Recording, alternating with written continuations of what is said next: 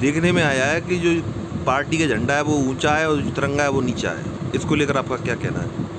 आपको जानकारी है क्या नहीं है? नहीं मुझे बोले नहीं मुझे बोले नहीं मुझे बोले। धौलपुर जिले में आज़ादी की 75वीं वर्षगांठ के उपलक्ष्य में भाजपा की केंद्र सरकार ने घर घर तिरंगा झंडा लगाने का आह्वान किया था, जिसके तहत पूरे देश भर में लोगों ने घरों, दुकानों और मकानों सहित जगह जगह तिरंगा झंडा लगाकर अमृत महोत्सव मनाया था।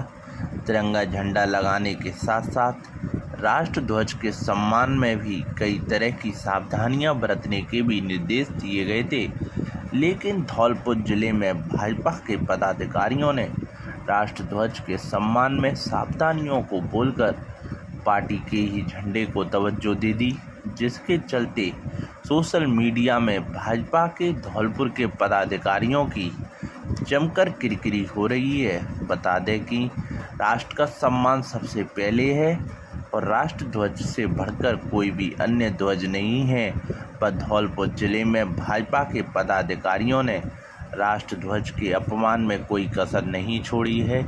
भाजपा के नवनिर्मित कार्यालय में राष्ट्र ध्वज से भी ऊंचा पार्टी का झंडा लहराता रहा, लेकिन पार्टी के पदाधिकारियों ने एक बार भी राष्ट्र के सम्मान में पार्टी के झंडे को नीचे करना उचित नहीं समझा।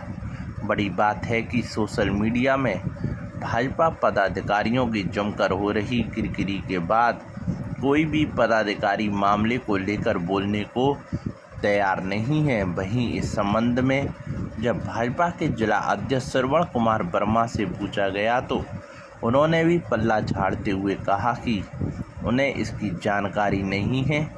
ऐसे में यह कहना गलत नहीं होगा कि धौलपुर में भाजपा के पदाधिकारियों को राष्ट्र ध्वज के सम्मान में बरतने वाली सावधानियों की जानकारी नहीं है।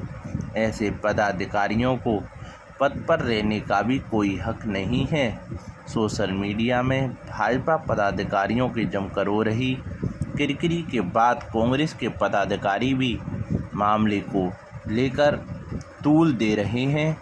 आरोपियों के खिलाफ कार्रवाई करने की भी मांग कर रहे हैं। देखने में आया है कि जो पार्टी का झंडा है वो ऊंचा है और जो तिरंगा है वो नीचा है। इसको लेकर आपका क्या कहना है? आपको जानकारी है क्या नहीं है? नहीं मुझे बोले। साकेत बिहारी शर्मा, कार्यकारी जिला अध्यक्ष कांग्रेस। मेरी जानकारी में आया है कि बीजेपी कार्यालय के ऊपर बीजेपी पार्टी का झंडा ऊंचाई पर लगा हुआ है, जबकि दोनों कोनों पर राष्ट्रीय झंडा उनकी बीजेपी पार्टी की झंडे से नीचाई पर लगे हुए हैं। तो मैं पूछना चाहता हूं कि माननीय प्रधानमंत्री जी ने घर घर तिरंगा पहुंचाने की मुहिम चलाई।